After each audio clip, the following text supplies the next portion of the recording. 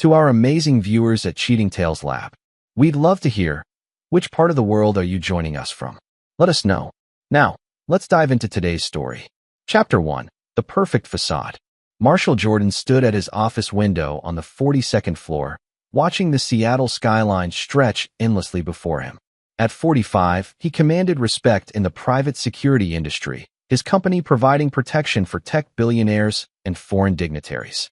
His gray eyes, cold as winter steel, reflected a man who'd seen darkness most people couldn't imagine.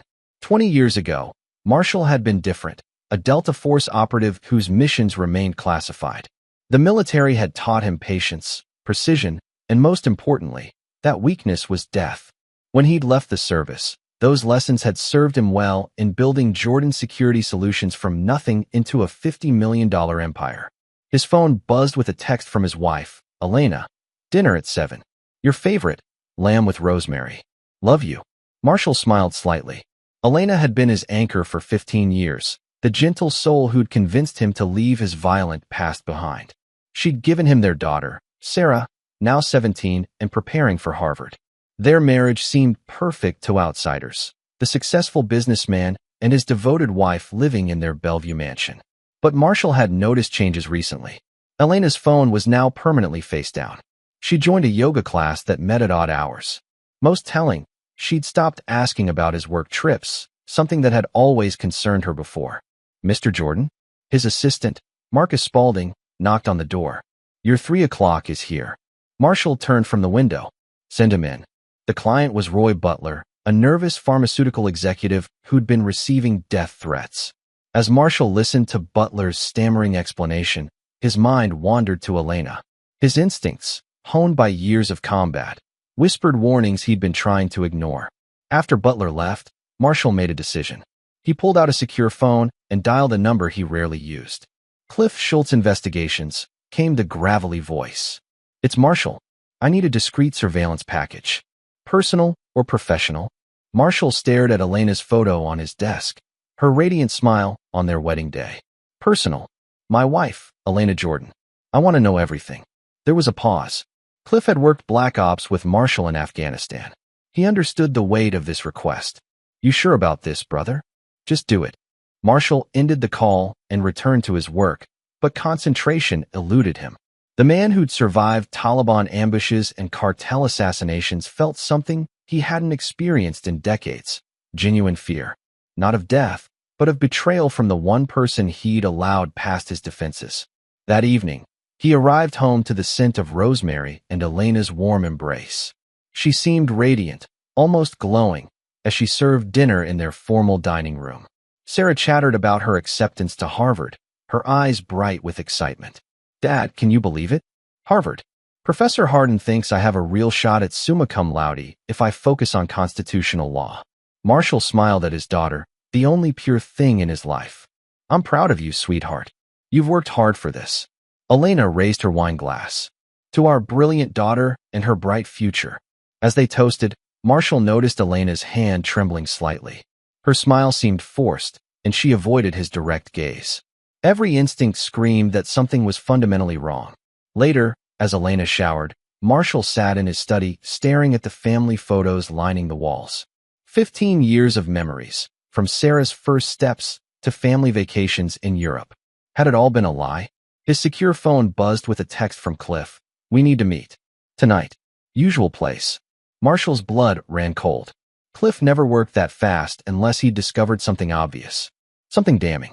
He told Elena he had a late client meeting and drove to the abandoned warehouse district where he and Cliff often conducted sensitive business. The ex-Navy SEAL was waiting in his car, smoking a cigarette with shaking hands. Talk, Marshall said, sliding into the passenger seat. Cliff handed him a tablet. Your wife's been seeing someone. Someone you know. The photos showed Elena entering a downtown hotel with a man Marshall recognized immediately. Hugo Barton, his former business partner and supposed best friend. The timestamps showed they'd been meeting twice weekly for the past 3 months. There's more, Cliff said quietly. They've been planning something. I couldn't get audio, but their body language. This isn't just an affair, Marshall. They're scheming. Marshall stared at the photos, his face expressionless. Inside, something ancient and savage awakened. The part of him that had eliminated enemies without hesitation, that had never shown mercy to those who betrayed their unit. "Keep watching," he said finally. "I want to know everything. Where they meet, what they discuss, who else is involved." And Cliff, "Yeah, this stays between us, no matter what happens." As Marshall drove home through the Seattle rain, he began planning. The man who dismantled terrorist networks would now turn those same skills on his unfaithful wife and traitorous friend. They'd made the mistake of betraying someone who never forgave, never forgot, and always collected his debts in full. Chapter 2. Shattered Foundations. 3 days later, Marshall returned from a business trip to Dallas to find his world irreversibly changed. The flight had been delayed, bringing him home 6 hours early, a twist of fate that would prove catastrophic for those who'd betrayed him. As his Uber pulled into the circular driveway, Marshall noticed the neighbor's car parked oddly across the street and Mrs. Santos Delgado from next door standing in her yard, cell phone pressed to her ear. Her face was tear-streaked, and when she saw him, she dropped the phone and ran toward his car. "Marshall! Oh God, Marshall, I'm so sorry." The words hit him like physical blows. In the distance, he could hear sirens approaching.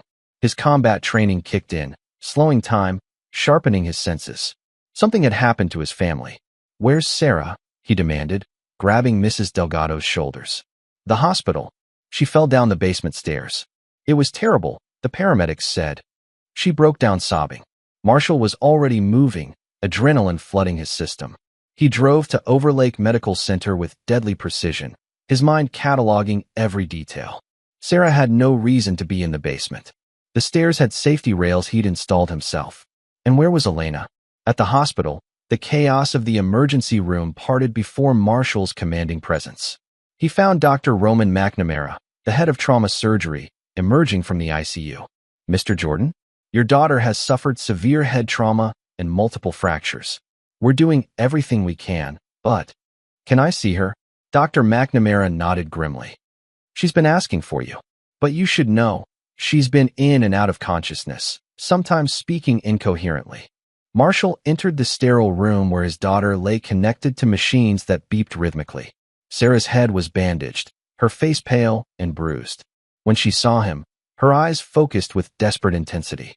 "Daddy," she whispered, her voice barely audible. "I'm here, sweetheart. You're going to be okay." Sarah's hand gripped his with surprising strength. She pulled him closer, her lips barely moving. "She pushed me. Mommy," she wanted. The machines erupted into frantic beeping as Sarah's vitals spiked. Nurses rushed in, pushing Marshall aside as they worked to stabilize her. "Sir," Nurse Carrie Graves said firmly, "you need to step outside." In the hallway, Marshall stood frozen as the words echoed in his mind. Sarah had said Elena pushed her. But why? What had Sarah discovered? His phone buzzed with a text from Elena, "At grocery store. Heard about accident. On my way to hospital." So scared, Marshall stared at the message, his mind racing. Elena claimed to be at the store, but Sarah had said she pushed her. Either his daughter was delirious from her injuries, or his wife was lying about her whereabouts when their daughter nearly died. Dr. McNamara approached with a grim expression. "Mr. Jordan, I need to discuss Sarah's condition and other matters." They moved to a private consultation room where the doctor closed the door. "Your daughter's injuries are consistent with a fall downstairs, but there are some irregularities. The pattern of bruising suggests she may have been pushed or struck before falling. I'm required to report this to the authorities." Marshall's face remained impassive, but inside, a cold fury was building. "What are you saying?" "I'm saying this might not have been an accident. Detective John George is on his way to take a statement." 20 minutes later, Elena burst into the waiting room, her performance worthy of an Academy Award. She threw herself into Marshall's arms, sobbing hysterically. "Oh God, Marshall! How is she? I can't believe this happened. I was at the store when Mrs. Delgado called." "Which store?" Marshall asked quietly. Elena's tears paused for a microsecond. The Whole Foods on Main Street." "What?" Marshall knew there was no Whole Foods on Main Street. Elena was lying, and she was sloppy about it.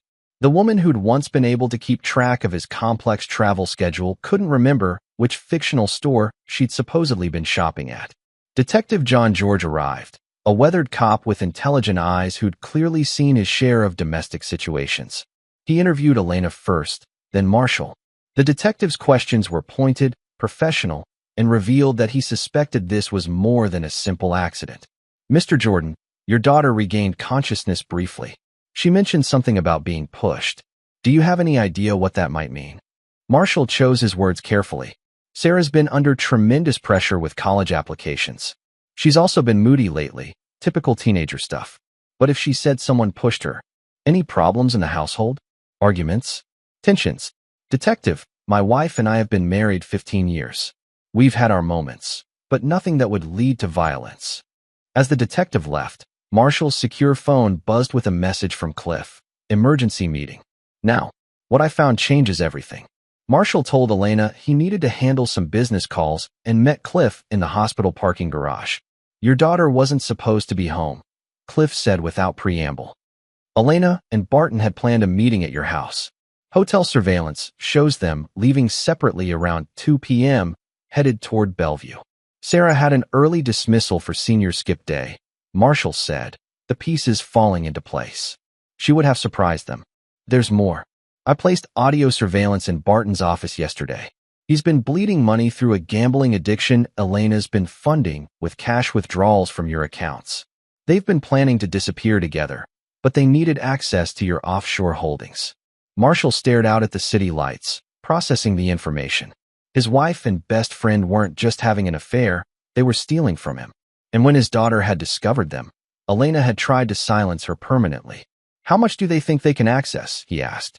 Based on their conversations, they believe they can drain about $8 million before you'd notice. They're planning to disappear next week when you're scheduled for the Tokyo trip. Marshall nodded slowly. Cancel all surveillance. From this point forward, this is a personal matter. Marshall, whatever you're thinking. I'm thinking, Marshall said, his voice deadly quiet, that some people need to be reminded why crossing me is a fatal mistake. As he returned to the hospital, Marshall Jordan began planning a different kind of operation. This wouldn't be about justice or law enforcement. This would be about retribution, executed with the same precision he'd once used to eliminate enemy targets. His wife and former friend had made 3 critical errors. They'd threatened his daughter, they'd stolen from him, and they'd assumed he would never discover their betrayal. They were about to learn why that assumption would cost them everything. Chapter 3. The Hunter's Patience. 2 weeks passed before Sarah was stable enough to return home. During those endless hospital days, Marshall played the role of the devoted husband and father while methodically gathering intelligence on his enemies. Every conversation with Elena was recorded through surveillance equipment he'd had Cliff install throughout their house. Every movement Hugo Barton made was monitored by operatives from Marshall's company who believed they were conducting standard client protection services. Sarah's recovery was slow but steady. The head trauma had affected her short-term memory, meaning she couldn't remember the specific details of what she'd witnessed before Elena pushed her. This was perhaps a blessing. It meant Elena felt secure in her deception, growing careless in her communications with Barton. The doctors say Sarah might never fully remember that day, Elena said one evening as they sat in the hospital cafeteria. Her tone carried what seemed like relief rather than sorrow. Marshall squeezed her hand sympathetically. Maybe that's for the best. Some things are better forgotten. What Elena didn't know was that Marshall had recovered the deleted security footage from their home system. The basement camera had captured everything. Sarah walking in on Elena and Barton in a passionate embrace. Elena's face twisting with rage as she realized they'd been discovered, and then the violent shove that sent their daughter tumbling down the stairs. But Marshall needed more than evidence of assault. He needed to understand the full scope of their betrayal and ensure his revenge would be complete. The breakthrough came when Cliff intercepted a phone call between Elena and Barton. She doesn't remember anything specific. Elena's voice came through clearly on the recording. But we need to move up the timeline.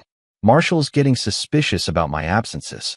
The bank transfers are almost ready, Barton replied. I found a buyer for his client list, some very interested parties who'd pay premium for access to his protection network. Marshall's jaw tightened. They weren't just planning to steal his money. They intended to sell information about his clients to potential threats. People under his protection could die because of their greed.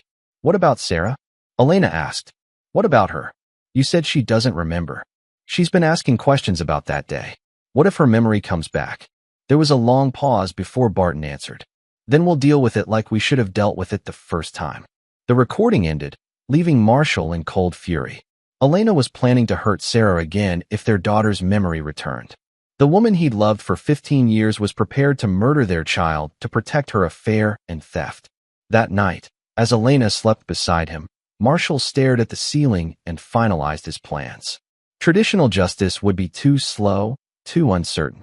Elena and Barton deserved something more immediate and personal.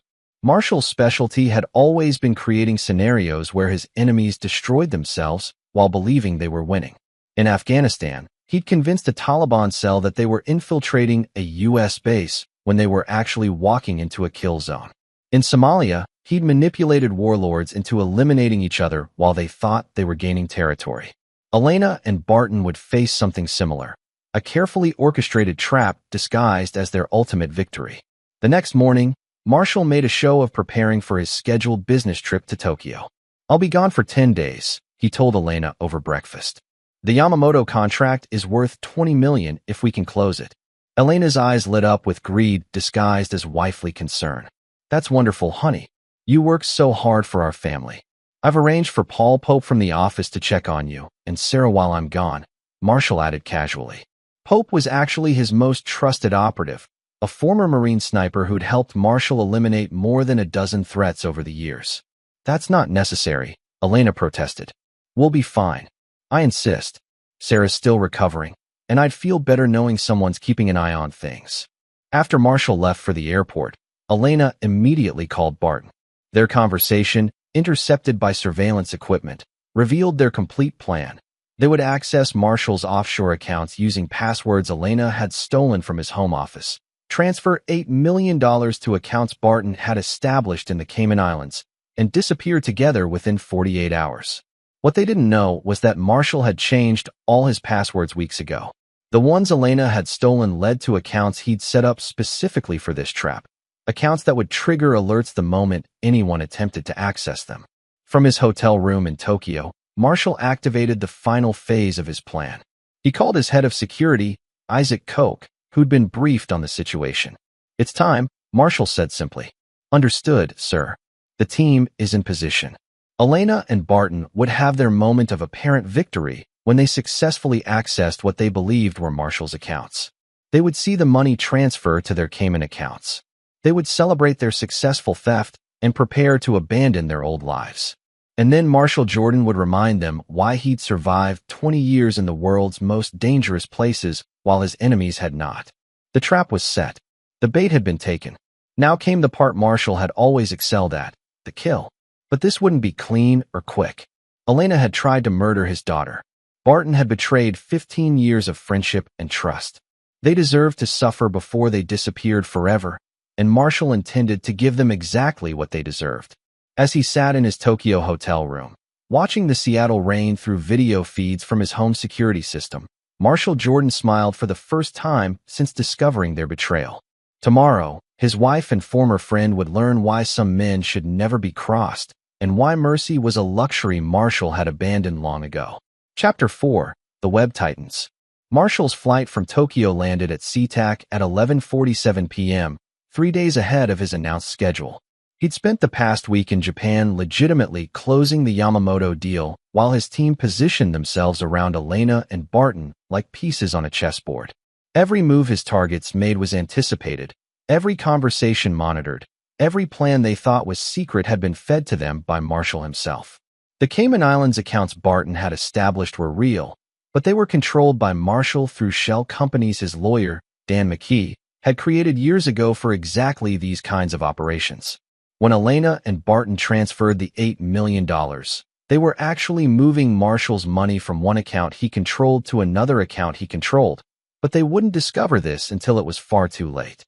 Isaac Koch met Marshall at the airport with a detailed briefing. They took the bait completely, Isaac reported as they drove through the empty Seattle streets. Elena accessed what she thought were your offshore accounts yesterday at 3:47 p.m. The transfer to the Cayman accounts completed this morning. They're celebrating at the Four Seasons downtown, room 2247, registered under the names Mr. and Mrs. Robert Mason. Sarah? Safe at your sister's house in Portland. She thinks it's a surprise visit while you're traveling.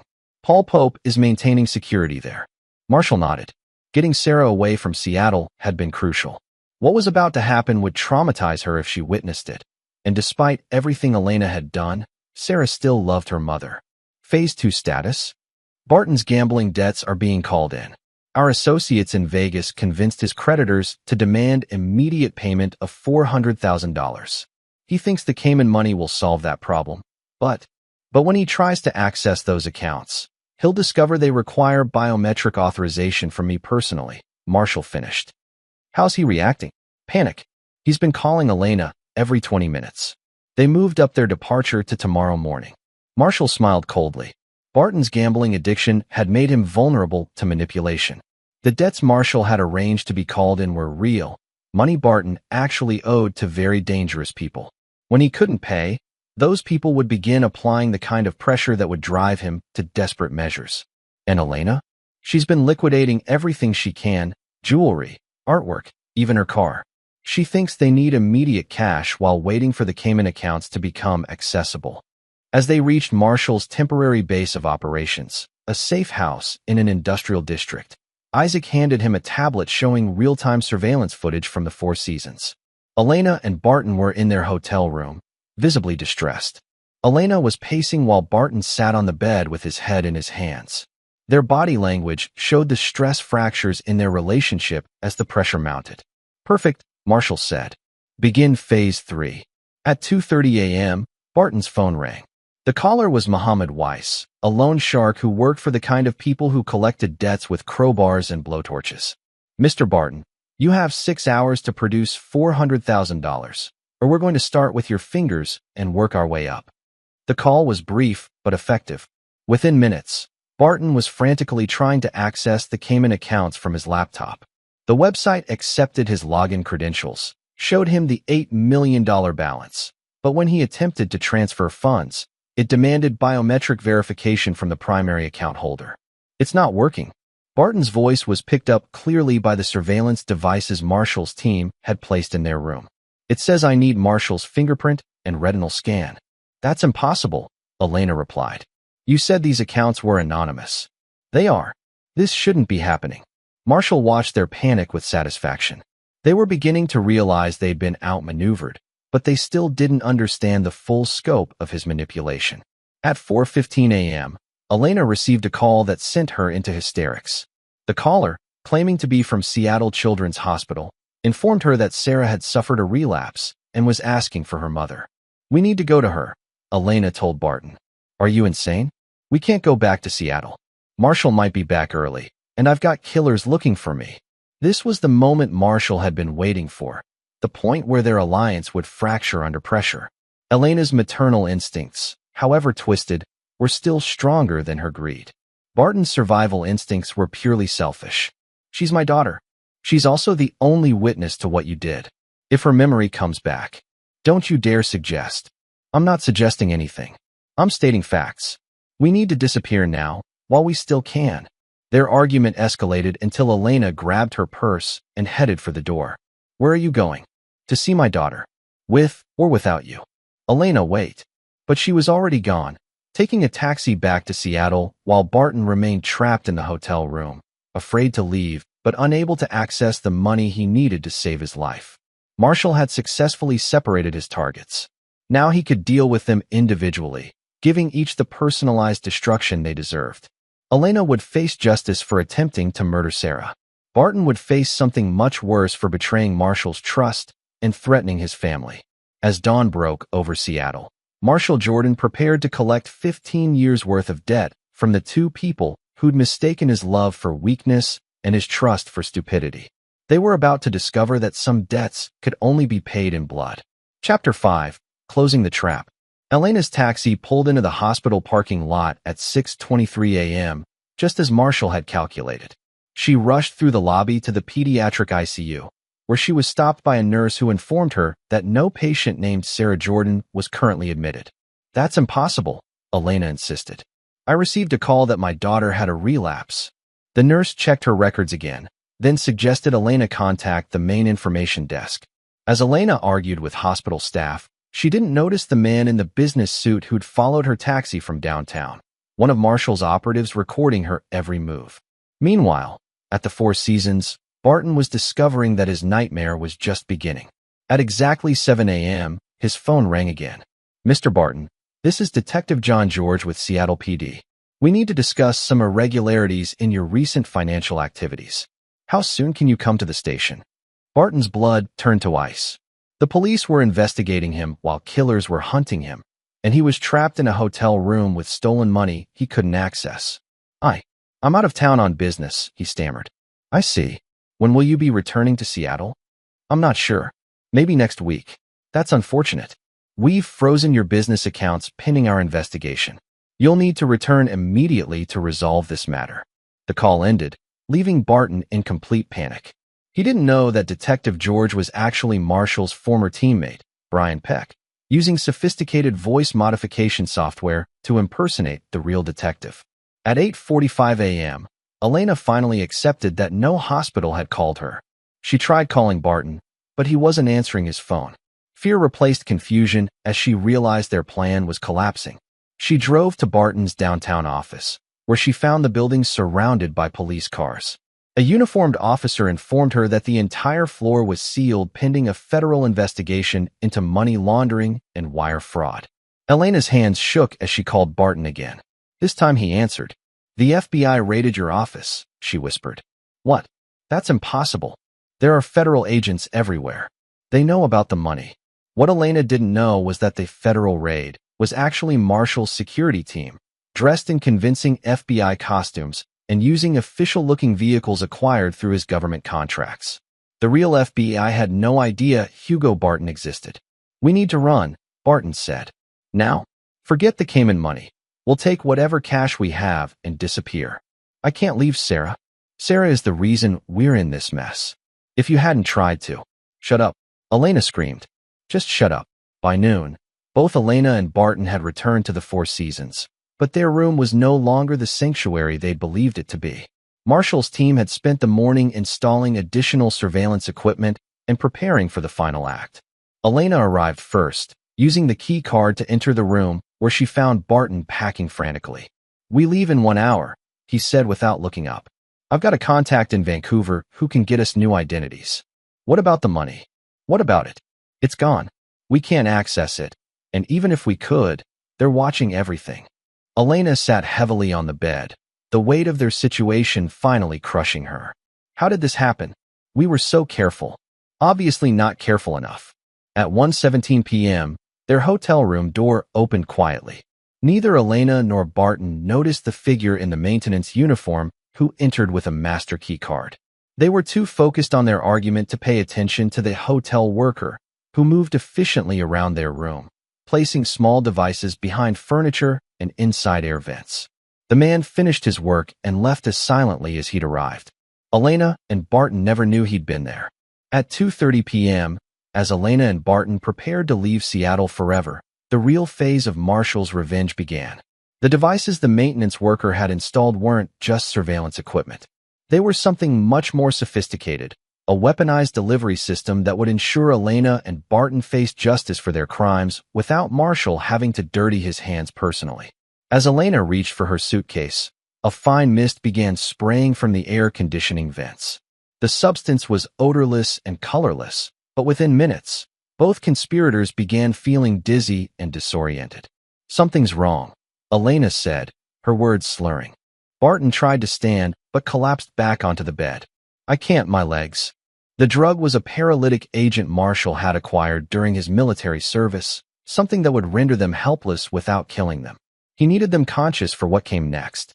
20 minutes later, both Elena and Barton were completely immobilized, but fully aware as the hotel room door opened again. This time, Marshall Jordan walked in personally, followed by Isaac Koch and 2 other operatives.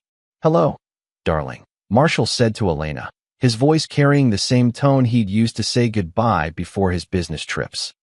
"I trust you've been having an interesting week." Elena tried to speak, but could only make small sounds. The paralytic had frozen her vocal cords along with her muscles. Marshall pulled up a chair and sat down facing them, his gray eyes as cold as Arctic ice. "You're probably wondering how I found out about your little scheme. The truth is, I've known for weeks. Every move you made, Every plan you hatched, every conversation you had. I was listening to all of it. He reached into his jacket and pulled out a tablet, showing them the basement security footage of Elena pushing Sarah down the stairs. Did you really think I wouldn't check my own security system? Did you believe I was that trusting, that naive? Tears began flowing down Elena's paralyzed face as she watched herself attempting to murder their daughter. The money you thought you stole? It was never yours to begin with. The Cayman accounts? I own them. The federal investigation? My people. The gambling debts calling in Barton's markers? I arranged every single one. Marshall leaned forward, his voice dropping to a whisper. You tried to kill my daughter. You stole from me. You betrayed 15 years of marriage and friendship. Did you think there wouldn't be consequences? He stood and walked to the window, looking out at the Seattle skyline. I could turn you over to the real police. Elena would face attempted murder charges. Barton would go to prison for fraud and theft. But that seems too easy, too clean. Marshall turned back to face them, and for the first time in weeks, he smiled. I have something much more appropriate in mind.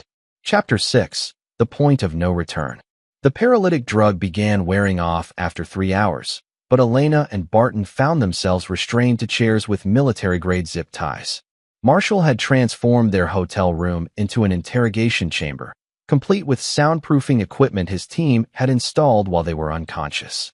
I'm going to give you both a choice, Marshall announced, settling into his chair like a judge preparing to pass sentence. You can tell me everything, every detail of your plan, every person you've involved, every crime you've committed, and I'll make your deaths quick. Or you can lie to me, and I'll make them very, very slow. Elena found her voice first, though it came out as a hoarse whisper. Marshall, please. I know how this looks, but how this looks. Marshall's voice carried the same deadly calm he'd used when interrogating terrorists. Elena, I have video footage of you pushing our daughter down the stairs. I have recordings of you planning to murder her again if her memory returned. How exactly do you think this looks? Barton struggled against his restraints. You can't do this. This is kidnapping. When we don't check out, the hotel will. We'll assume you left early, just like the reservation change I made in your name. Isaac Koch interrupted from his position by the door. Your credit card was charged for the full stay, and housekeeping has instructions not to disturb this room for the next week. Marshall activated a recording device. Let's start with something simple. Barton, how long have you been embezzling from my company? I haven't. Marshall nodded to Isaac, who stepped forward and dislocated Barton's left shoulder with a quick, efficient motion. Barton's scream was muffled by the soundproofing. Wrong answer. The audit my forensic accountants completed yesterday shows you've been skimming money for 18 months. How long have you been embezzling? 18 months. Barton gasped through the pain. Better. Elena, when did you first start planning to leave me? Elena's eyes darted between Marshall and Barton. I never planned to leave you. This was all Hugo's idea. This time Isaac dislocated her thumb. Elena's shriek was sharp and agonized. Elena, I have recorded conversations of you discussing our divorce, my death, and gaining access to my life insurance policies. When did you first start planning to leave me? 2 years ago, she sobbed. When I found out about your work in Syria. Marshall's expression didn't change, but something flickered in his gray eyes. What about my work in Syria? I hired a private investigator to look into your past. I know what you did there, Marshall. I know about the families you killed, the children who died because of your operations. I couldn't live with being married to a monster. The room fell silent except for Elena's ragged breathing. Marshall stared at her for a long moment, processing this revelation. You discovered I'd killed people in military operations, so you decided to kill our daughter? That's not what. That's exactly what happened. You learned I was capable of violence, so you became violent yourself. You thought you understood darkness, Elena, but you've never even glimpsed it. Marshall stood and walked to the window again. The families I killed in Syria were terrorists planning to detonate bombs in schools. The children who died were being used as human shields by insurgents. Every person I eliminated was a threat to innocent lives. He turned back to face them. You pushed our daughter down the stairs because she interrupted your affair. Tell me, Elena, which one of us is the real monster? Elena couldn't answer. The truth of her actions, laid bare in Marshall's clinical recounting, stripped away every justification she'd constructed. Now we come to the interesting part, Marshall continued. Your escape plan. Barton, You were going to sell my client information to hostile foreign governments. Names, addresses, security protocols, travel schedules, everything needed to assassinate the people under my protection. I needed the money, the gambling debts. We're going to get you killed anyway. So you decided to get my clients killed instead. Marshall pulled out his phone and showed them a video feed. It displayed a warehouse somewhere in Seattle, where two men were tied to chairs much like Elena and Barton were now. Those are your gambling contacts, the ones demanding payment. Randolph Hardin and Clyde Rodriguez, representatives of the Petrov crime family. They've been very cooperative in explaining how you offered to sell them information about my clients in exchange for debt forgiveness. Barton's face went white. You can't. Those people will. We'll do exactly what I tell them to do. You see, the Petrov family has been trying to eliminate me for years. I've been very bad for their human trafficking business. When I explained that you were offering to betray me, they became very interested in having a conversation with you personally. Marshall checked his watch. In fact, they should be here any minute. As if summoned by his words, there was a soft knock on the hotel room door. Isaac opened it to admit two men in expensive suits who carried themselves with the casual menace of professional killers. Mr. Jordan, the larger man said in accented English. You have gift for us, yes? Indeed I do, Dmitri. Mr. Barton here attempted to sell information about my clients to finance his gambling addiction. I thought you might like to discuss his business proposal directly. Dmitri smiled, revealing gold teeth. We have many questions about his proposal. Will take much time to ask properly. Elena watched in horror as Dmitri and his partner approached Barton. Marshall, please. Whatever you're planning, don't do this. I'm not doing anything, Elena. I'm simply returning stolen property to its rightful owners. Barton owes these gentlemen $400,000. I'm giving them the opportunity to collect their debt. As Dmitri cut Barton's restraints and hauled him to his feet, Barton looked at Marshall with desperate eyes. Please. We were partners. We were friends. Marshall agreed. Past tense. Friends don't try to sell each other's families to killers. Dmitri and his partner escorted the sobbing Barton from the room, leaving Elena alone with Marshall and Isaac. Which brings us to you, Marshall said, turning his attention back to his wife. What should I do with a woman who tried to murder my daughter? Elena was hyperventilating, her face streaked with tears and snot. Marshall, I'm sorry. I know I made mistakes, but… Mistakes? Elena, attempted murder isn't a mistake. It's a choice. A deliberate, calculated choice to end our daughter's life to protect your affair. Marshall sat down across from her again. But you're going to have an opportunity to redeem yourself. You're going to help me send a message to anyone else who might consider betraying my family. Elena's eyes widened in terror as she realized that Barton's removal from the room hadn't been the end of Marshall's plan. It had been the beginning of hers. Chapter 7. Blood for Blood. Marshall's phone rang at exactly 6 p.m. He answered on the first ring, putting the call on speaker so Elena could hear every word. It is finished, came Dmitri's voice. Your former partner, he talked very much before the end.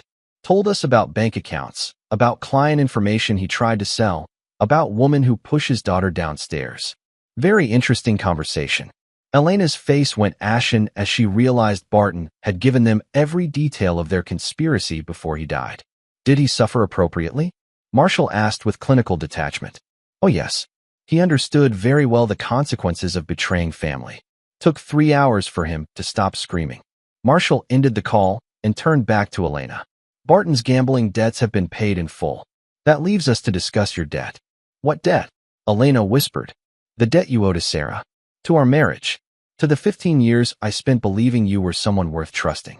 Marshall activated his tablet and showed Elena a new video feed. This one displayed their basement at home, where the stairs had been modified with what appeared to be a mechanical device attached to the handrail. This is where you tried to kill our daughter. Do you remember how it felt when you pushed her? Elena couldn't speak. She was staring at the modified stairs with growing horror. I've been thinking about appropriate consequences for your actions. Prison seemed too impersonal. Death was too quick. But then I realized, you need to experience exactly what Sarah experienced. You need to understand what it feels like to fall down those stairs, not knowing if you'll survive. Isaac stepped forward with a small device that looked like a remote control. The mechanism I had installed will ensure your fall happens at exactly the same angle and velocity as Sarah's. The difference is, I've removed the safety padding at the bottom. Instead, there's a rather sharp collection of steel rods waiting to greet you. Elena began sobbing uncontrollably. Please, Marshall. I'll do anything. I'll disappear forever. You'll never see me again. You're right about that, Marshall agreed. But not for the reasons you think. He stood and began pacing the room, his hands clasped behind his back like a general planning a battle. You see, Elena, I've learned some interesting things about you during this investigation. Your affair with Barton wasn't your first. There was your yoga instructor 6 months ago. Your personal trainer before that. The contractor who renovated our kitchen last year. Elena's eyes widened. She'd thought those affairs were completely secret. I know about the pregnancy scare with the trainer. I know about the STD test you took after the yoga instructor. I know about the abortion you had 3 years ago that you claimed was a miscarriage. Each revelation hit Elena like a physical blow. Her entire secret life was laid bare before the husband she'd betrayed. But most importantly, I know about the conversation you had with your sister last month. The one where you admitted you'd been planning my death for over a year. Elena's blood turned to ice. Marshall, that was just. I was angry. You researched my life insurance policies. You looked into hiring someone to make my death look like an accident during one of my business trips. You discussed how much money you'd inherit and how quickly you could gain custody of Sarah. Marshall stopped pacing and fixed Elena with a stare that seemed to burn into her soul. The only reason you didn't go through with it was because you couldn't find a reliable hitman. So you settled for stealing my money and disappearing with Barton instead. Elena realized with dawning horror that Marshall knew everything. Every betrayal, every deception, every moment of the double life she'd been living was exposed. Here's what's going to happen, Marshall continued. You're going to write a confession detailing your affair, your theft, and your attempt to murder Sarah. You're going to sign it and record a video statement taking full responsibility for your actions. And then you're going to disappear. Permanently. Isaac handed Elena a pen and a sheet of paper with her confession already typed out. As she read it, her hands shook violently. This says I've been planning to leave Seattle and start a new life somewhere, Barton, and I would never be found. That's right, because that's exactly what you'll be doing. Elena looked up at Marshall with desperate hope. You're letting me go? Marshall smiled, the same cold, predatory smile he'd worn when eliminating enemy combatants. Elena, I said you were going to disappear. I never said you were going to survive the experience. The hope died in Elena's eyes as she understood his meaning. You can't do this. Sarah will know her mother is missing. She'll ask questions. Sarah will be told that her mother suffered a complete emotional breakdown after the stress of her accident. She'll believe that you couldn't handle the guilt of failing to protect her, so you left to seek treatment at a private facility. Eventually, she'll receive news that you died by suicide, unable to live with your perceived failures as a mother. Elena stared at him in absolute terror. You're going to fake my suicide? I'm going to arrange your suicide. The difference is subtle but important. Marshall checked his watch again. You have exactly 1 hour to write your confession and record your statement. Isaac will be happy to explain what happens if you refuse. Isaac stepped forward and placed a small device on the table, a video player showing security footage of Barton's final moments with Dimitri and his partner. The images were graphic and horrifying. Your choice, Mrs. Jordan, Isaac said quietly. Write the confession or experience what Mr. Barton experienced. Elena picked up the pen with trembling hands and began writing. As she worked, Marshall made a phone call to his sister in Portland. Jenny? It's Marshall. Listen, Elena's having some serious mental health issues after Sarah's accident. I'm going to need you to keep Sarah for another week while we get Elena into treatment. Yes, it's that serious. No, I can't explain right now, but Sarah can't come home until this is resolved. He ended the call and returned his attention to Elena, who had finished her confession and was staring at the video camera Isaac had set up. Remember, Marshall said as he activated the recording, this needs to be convincing. Sarah will watch this someday, and she needs to believe her mother left willingly. Elena looked into the camera lens, tears streaming down her face. Sarah, my beautiful daughter, I'm so sorry. I'm sorry I wasn't there when you fell. Sorry I couldn't protect you. Sorry I've been such a failure as a mother. I can't live with the guilt anymore. I'm going away to get help, but I don't know if I'll ever be strong enough to come home. Please know that everything I've done because I love you. The recording ended. Elena had just created the evidence that would explain her disappearance and eventual death. Marshall nodded approvingly. Very convincing. Sarah will be comforted to know her mother loved her, even if she was too weak to stay and fight for their relationship. As Isaac packed up the recording equipment, Marshall made one final preparation. He pulled out his phone and showed Elena a text message ready to be sent to her sister. Can't take the guilt anymore. Tell Sarah I'm sorry. Taking care of everything tonight. This will be sent from your phone at approximately 3 a.m., Marshall explained. By then, you'll already be at the bottom of our basement stairs, having tragically fallen while in a state of emotional distress. Elena realized she was looking at her own death warrant. Marshall had orchestrated every detail, from her confession to the evidence that would support the narrative of her guilt-driven suicide. Marshall, please. Please what, Elena? Please forgive you for trying to murder my daughter? Please overlook the fact that you've been stealing from me, cheating on me, and planning my death? Please pretend that 15 years of marriage means more than your complete betrayal of everything I've ever trusted you with. Marshall's voice remained calm, but there was something inhuman in his gray eyes, the look of a predator who had cornered his prey. You chose your path when you pushed Sarah down those stairs. Everything that's happened since then has been the natural consequence of that choice. He stood and walked toward the door. Isaac will escort you home now. I recommend you spend your final hours thinking about what you want your last words to be. As the door closed behind Marshall, Elena finally understood that her husband had never been the civilized businessman she'd married. She'd been living with a killer all along, and now that killer had turned his skills on her. There would be no escape, no last-minute reprieve, no mercy. Marshall Jordan was going to fulfill his promise to make her pay for trying to murder their daughter, and he was going to do it in a way that would ensure Sarah never learned the true horror of what her mother had become. Chapter 8. Justice Served Cold. At 11:30 p.m., Isaac escorted Elena through the back entrance of her own home. The house she'd lived in for 15 years now felt like a tomb, every shadow hiding the promise of death that Marshall had made. Elena noticed immediately that several things had been changed during her absence. The basement door stood open, revealing the modified stairs she'd seen on the video feed.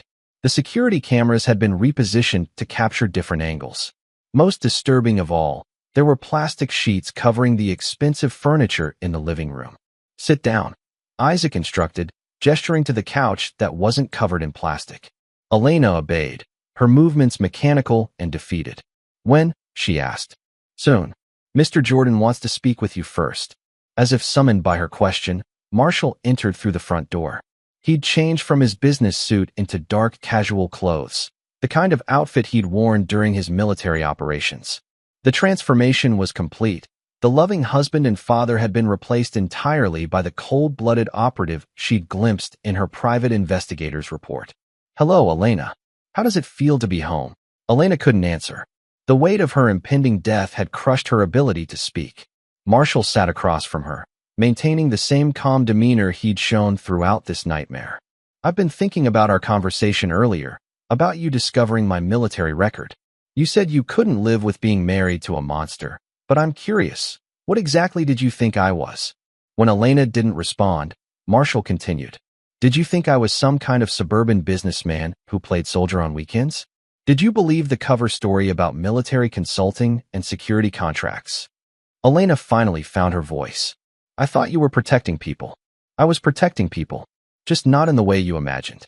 Marshall activated his tablet and showed Elena a series of classified documents and photographs.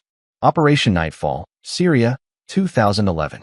18-month deep cover infiltration of a terrorist cell planning to bomb refugee camps. I eliminated 37 targets, including the cell's leadership. The photos showed Marshall with longer hair and a beard, standing among men who were clearly Middle Eastern extremists. Operation Black Ice, Somalia, 2013. Dismantled a warlord's organization that was trafficking children for forced labor and sexual exploitation. Body count, 53. More photos, more evidence of Marshall's true nature as a government assassin. Operation Red Dawn, Afghanistan, 2014. Eliminated a Taliban splinter group that was manufacturing chemical weapons for attacks on civilian populations. I killed every member of that group personally, 41 men. Elena stared at the images of her husband's victims, finally understanding who she'd been married to all these years. The man you fell in love with, the man you married, the father of your children, that person never existed. He was a cover identity created to allow me to operate in civilian society between missions. Marshall closed the tablet and leaned forward. But here's the interesting part, Elena. Despite being trained to kill without hesitation, despite eliminating over 200 threats to American security, I never once raised my hand to you or Sarah. I never used my skills against my family, even when I discovered your betrayals. Elena realized the horrible irony. She tried to murder their daughter while married to a man who could have killed her 1,000 different ways, but had chosen not to. I gave you 15 years of marriage, Elena. 15 years of protection, of loyalty, of love that I'd never shown another human being. And you threw it all away for affairs, money, and ultimately the attempted murder of our child. Marshall stood and walked to the window overlooking their backyard. Do you know what the hardest part of this has been? Not the betrayal, not the theft, not even the attempt on Sarah's life. The hardest part has been accepting that I wasted 15 years of my life loving someone who was never worthy of that love. Elena began crying again, not from fear, but from the devastating realization that she destroyed something genuinely precious. Marshall, I know I can never make this right, but you're correct. You can never make this right, but you can make it easier for Sarah to heal. Marshall returned to his seat and pulled out a small device that looked like a medical injector. This contains a paralytic agent that will take effect in approximately 30 seconds. You'll remain conscious but unable to move or speak.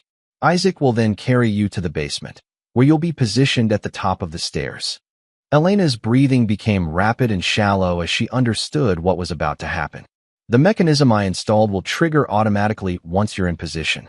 You'll fall down the stairs exactly as Sarah did, experiencing the same terror, the same helplessness, the same moment of believing you're about to die. Marshall held up the injector, examining it in the lamplight. The difference is, the steel rods waiting at the bottom will ensure that your fall is fatal. The coroner will determine that you died from massive trauma consistent with an accidental fall while in a state of emotional distress. Elena tried to stand, but Isaac moved to block her path. Your confession and video statement will provide the context for your mental state. Sarah will believe her mother took her own life because she couldn't live with the guilt of failing to protect her daughter. It's almost poetic, really, the truth disguised as fiction. Marshall approached Elena with the injector. Any last words? Elena looked up at her husband, really looked at him, and saw him clearly for the first time. He wasn't a monster or a civilian businessman. He was something far more dangerous. A man with an unbreakable code of loyalty who had devoted himself completely to protecting his family. She had violated that code in the worst possible way by threatening the thing he treasured most, their daughter's life. I'm sorry, she whispered. I know you are, Marshall replied. But sorry doesn't resurrect the dead, and it doesn't heal the trauma you caused Sarah. He pressed the injector against Elena's neck and activated it. Goodbye, Elena. The drug took effect quickly. Elena felt her muscles beginning to relax against her will, her ability to move disappearing second by second. As paralysis spread through her body, she remained fully conscious and aware. Isaac lifted her easily and carried her toward the basement door. Elena's last coherent thought before the mechanism triggered was that she finally understood her husband's true nature and realized she'd never deserved the protection of someone so capable of both love and vengeance. The fall down the stairs lasted only seconds, but to Elena's paralyzed consciousness, it felt like an eternity. She experienced exactly what Sarah had experienced, the terror of falling helplessly toward an uncertain fate. But unlike Sarah, Elena's fall ended with the finality Marshall had promised. Chapter 9. The Price of Betrayal. 6 weeks later, Marshall sat in his study reviewing the incident reports that had closed Elena's case.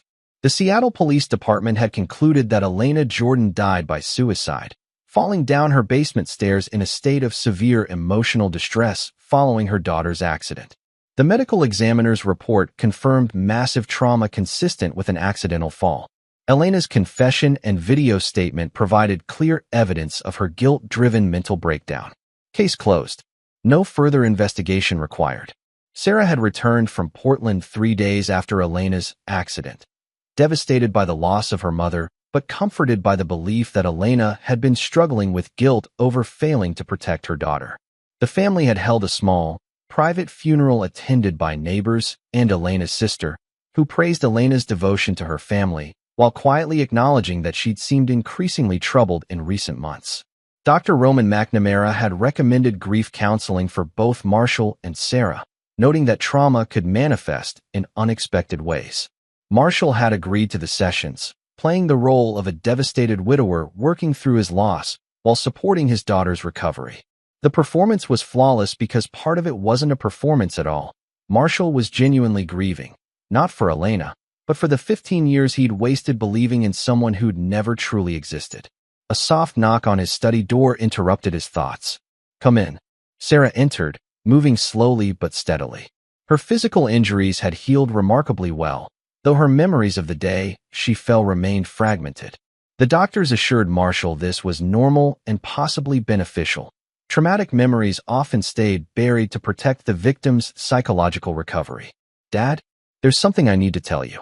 Marshall gestured to the chair across from his desk. "What is it, sweetheart?" Sarah sat down carefully, her expression troubled. "I've been having dreams about the day I fell. Not clear memories, just impressions. Feelings." Marshall kept his expression neutral while his pulse quickened. "What kind of feelings?" "Anger. Fear. Like something terrible was happening, but I can't remember what." Sarah looked up at her father with confused, pain-filled eyes. "Dr. Patterson says the dreams might be my subconscious processing trauma, but they feel so real. In the dreams, Mom is there, and she's not the person I remember. She's angry, desperate, like a completely different person." Marshall leaned forward slightly. "Dreams can be very confusing after a trauma, Sarah. Sometimes our minds create scenarios to explain things we don't understand. But what if they're not just dreams? What if I'm remembering something that actually happened?" This was the moment Marshall had been preparing for since Elena's death. Sarah's memories might return eventually, and when they did, he needed to be ready to guide her through the truth without destroying her completely. "Sarah, your mother was struggling with a lot of problems you weren't aware of. Adult problems that had nothing to do with you." Sarah's eyes widened. "What kind of problems?" Marshall chose his words carefully. "Your mother was having an affair with Hugo Barton. They were planning to steal money from my business and leave Seattle together." The revelation hit Sarah like a physical blow. She stared at her father in disbelief. "That's not possible. Mom loved us. She loved our family." "She did love you, Sarah. I believe that completely. But sometimes adults make terrible decisions that hurt the people they love most." Marshall pulled out Elena's confession, a modified version that omitted the attempted murder but detailed the affair and theft. "I found this in her things after she died. She wrote it the night she fell." Sarah read the confession with growing horror. Her mother's affair, the stolen money, the plan to abandon their family. It was all there in Elena's own handwriting. "I don't understand. If she was planning to leave anyway, why did she seem so guilty about my accident?" Marshall had prepared for this question too. "Because she realized that leaving would destroy you. When you were hurt, she understood what her selfishness would cost our family. The guilt of that realization is what drove her to take her own life." Sarah absorbed this information, tears streaming down her face. The mother she'd idealized was revealed as deeply flawed, but the narrative still preserved Elena's love for her daughter. "Did she push me down the stairs?" Sarah asked quietly. The question hung in the air between them. Marshall could see in his daughter's eyes that some part of her remembered, some buried instinct that whispered the truth. "Sarah, your mother was in the basement when you fell. Whether she pushed you or simply failed to prevent your fall, I'll never know for certain. What I do know is that she couldn't live with the knowledge that she hadn't protected you." It was a masterful construction, technically truthful while being completely misleading. Elena had indeed pushed Sarah, but Marshall's phrasing allowed Sarah to interpret it as a tragic accident complicated by maternal guilt. Sarah cried for several minutes while Marshall sat quietly, letting her process the devastating revelation about her mother. When she finally spoke, her voice was small and broken. "What happened to Hugo Barton?" "Hugo disappeared the same night your mother died. The police believe he fled the country with whatever money he'd already stolen." This was also technically true. Barton had indeed disappeared that night, though not in the way the police assumed. Sarah wiped her eyes and looked at her father with a mixture of sadness and determination. I want to remember everything that happened that day, even if it hurts. Marshall reached across the desk and took his daughter's hand. Sweetheart, some memories are better left buried. The most important thing is that you survived, you're healing, and we're going to move forward together. But what if Mom didn't mean to hurt me? What if it really was an accident and she died believing she'd failed me? Marshall squeezed Sarah's hand gently.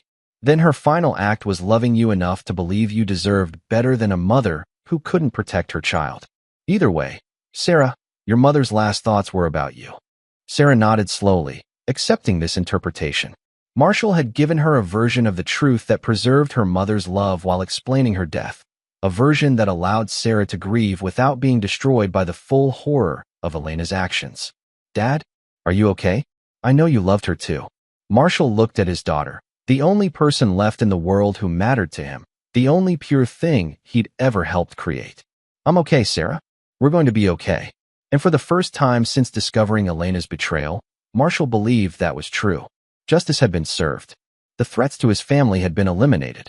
Sarah would heal and grow strong, never knowing the full extent of her mother's betrayal or her father's vengeance.